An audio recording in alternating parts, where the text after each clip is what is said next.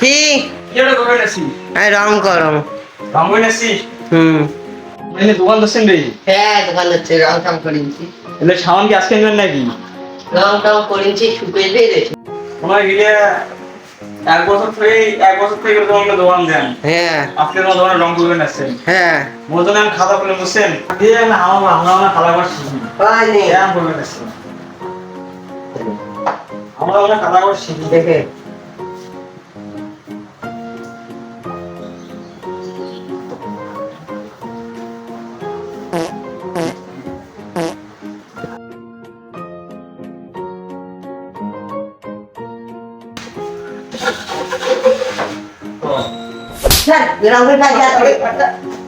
তোমার দেখালু না তো দেখিনি আজকে